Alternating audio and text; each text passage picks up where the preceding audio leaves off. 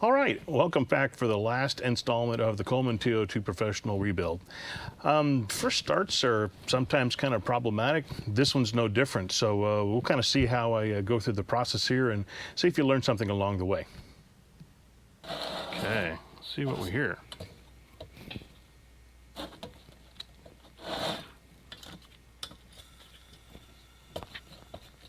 Okay.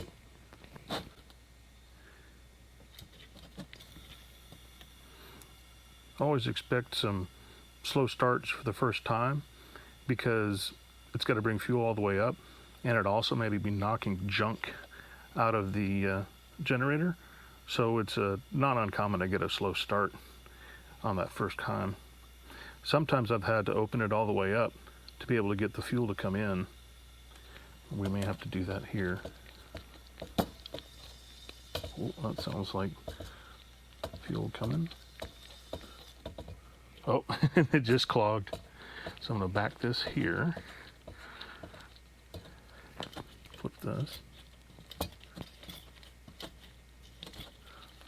Oh, we may have more work ahead of us because, yeah, this is completely not doing anything, and well, we got some pressure left, but not a lot.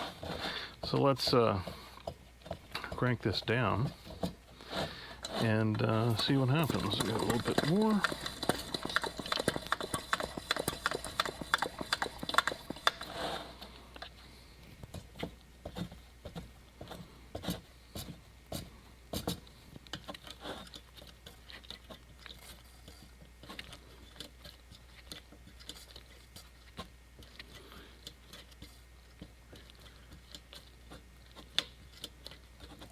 So I can definitely hear, whoa, I can see lots of fuel.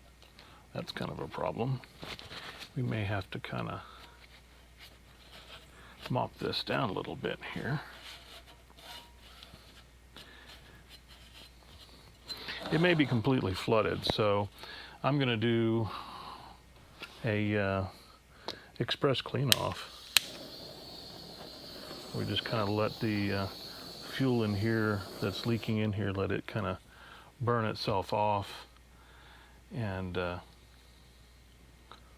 see how that goes.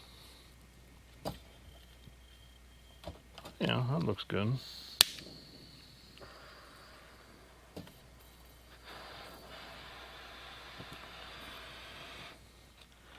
So this is telling me that the I don't know. Well, let's see. Seen a lot of that fuel out there. So if I'm not getting air and fuel to mix, it was before, I may have some clog in the fuel pickup. But I'm not ready to give up just yet. So we're gonna do this again and give it a few more of these. I see vapor coming out.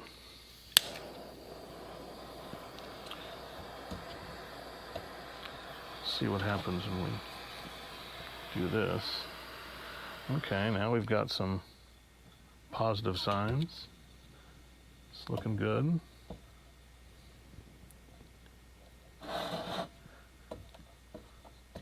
Maybe open her up a little more. Oh, now we got raw fuel. Close it back down. Yeah, we're not, I almost kind of wonder if I don't have an air leak somewhere.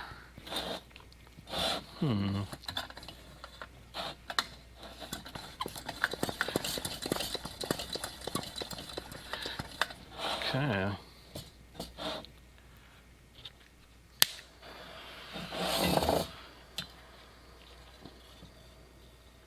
Okay, got that.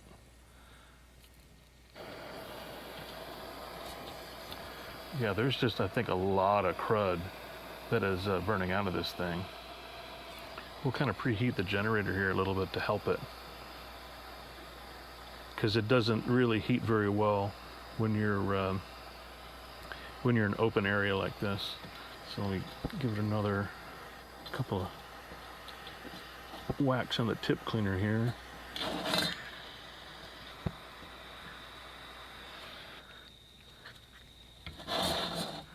We're going. We're going. Yeah. Looking pretty good.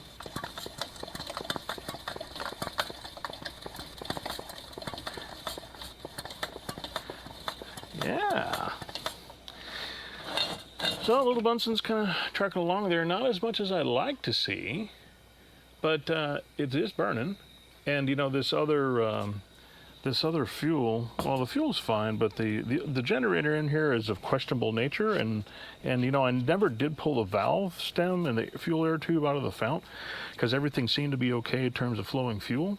So we've left it like this, but I think what we should do here is probably just turn it off. Well, let's see. Let's try. This is probably gonna kill it. Yeah.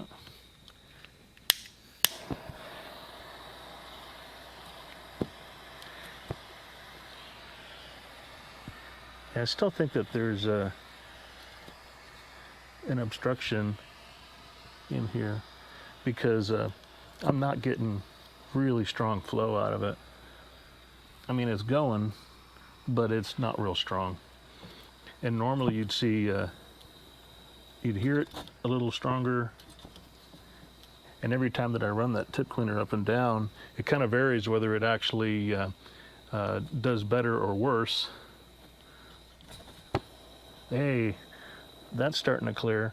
See, sometimes with these things, what you need to do is run them. You know, just run them and get some heat into them, and you'll see that it'll kind of clear them out. Now, I don't think I'm going to be super lucky if I continue on this way, but we'll see if it will come back. No.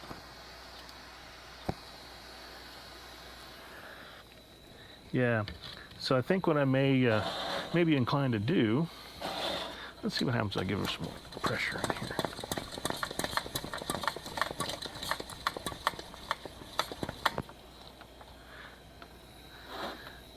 Yeah.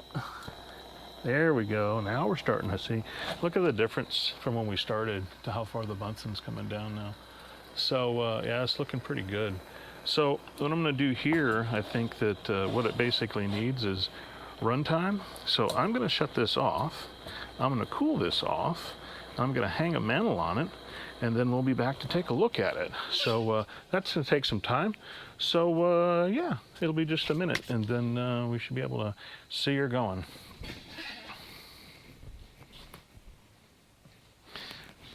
Okay, welcome back. So I've tied a mantle on here. Everything cooled off pretty quick. We're going to go ahead and light this dude off here. Usually is my opportunity for people to say, oh, you can only start this off or burn these things off with a match. And I'm like, okay, sure. They're like, if you do it with a torch, they'll turn black. Well, they turn black even with a match, and then they eventually turn white. So I don't really worry about that. I only have some really, really super garbage matches here. You've probably seen before. I have to light the matches with the torch. But as you can see, it is turning white. So that's how it works. It's always going to turn black because it's going to turn to carbon. It doesn't matter whether you light it with a match or light it with a torch. That's what you're going to get. As it goes and does its thing, it's going to go from black to white as the carbon burns off. And there you go. So I'm going to help speed this thing along just a little bit because, you know, who wants to wait? I really don't. So we'll just kind of give it a little bit more motivation.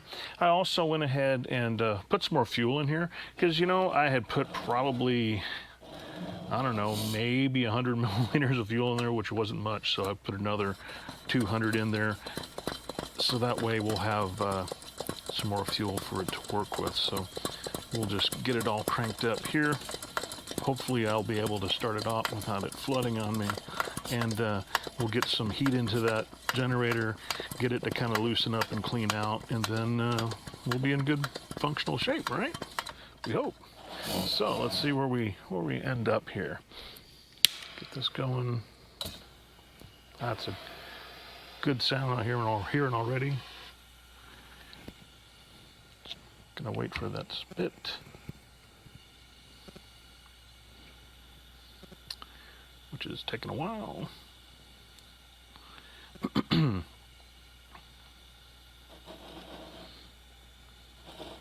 Anytime you're ready.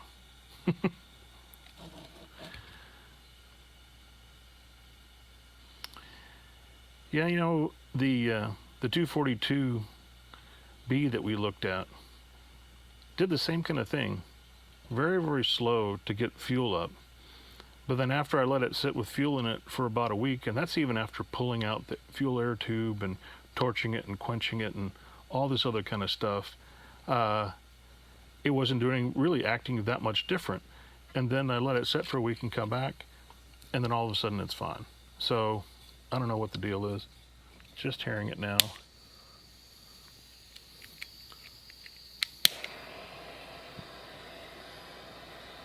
There we go.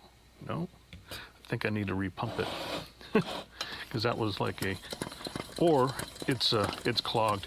So that was the other thing too. I was thinking that it just, you know, I'm running with an unknown old generator in here, so that may be, yeah.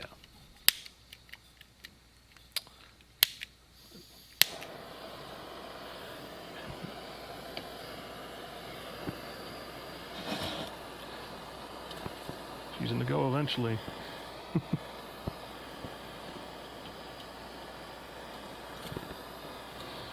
I keep just spinning this tip cleaner until I get some success here, I'm thinking. Come on, baby.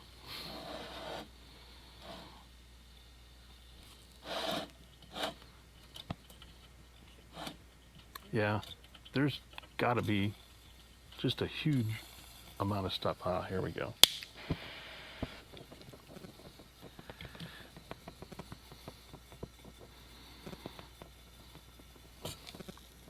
I don't want to open up too much because I don't want to get into a flooding situation. But what I am going to do is that I'm going to do this so I can start retaining some heat, and hopefully that will help bake some stuff off.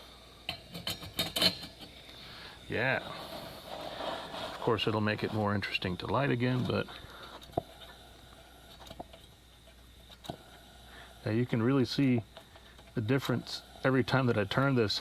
Sometimes it's good, sometimes it's not.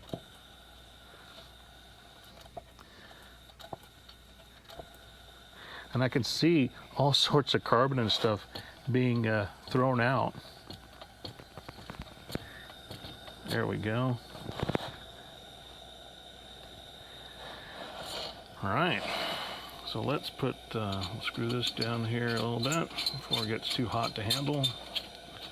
Get our bale in here so everything can look complete. And there we go.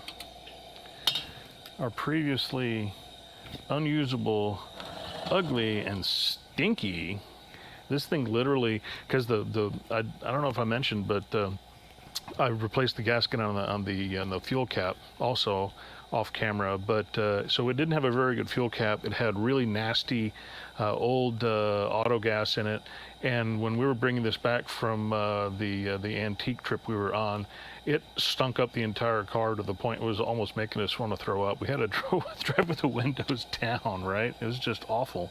So yeah, so this is looking pretty good. I've got we're gonna have to do this, I think, several more times, but getting that heat in there is gonna probably start loosening up that carbon, and also with the clean fuel in there, that will also help to knock some of that stuff loose, and we'll just kind of keep farting around with the pricker to keep knocking it out as it comes through. But this is probably the most junk I've ever seen come out of a lantern. Usually when I restart them, it takes about 3-4 turns of the tip cleaner, and then everything's fine. And this one, as you can see, I've just been going and going and going and going, and it still is looking kind of a bit sketchy, but it is running, so that's good. And now that it's got some steam built up in there, well, not steam, but you know what I mean, it's I can kind of flip the tip cleaner and not have to light it every single time.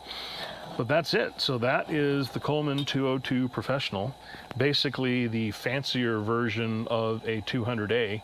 And like I said, burner frame is all stainless, handle is stainless. You got a lot of stainless parts in the, I think in the collar there, maybe not. I think this cap here is probably stainless because it has no rust on it.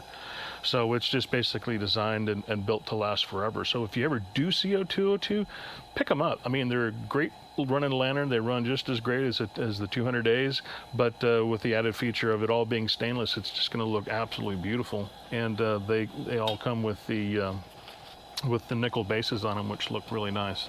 And so there you go. Well, thanks very much for riding along on this one. It's probably a little bit longer than most, but now you can kind of see how a 202 goes from looking like absolute hot garbage to a really nice runner. And until next time, keep them lit.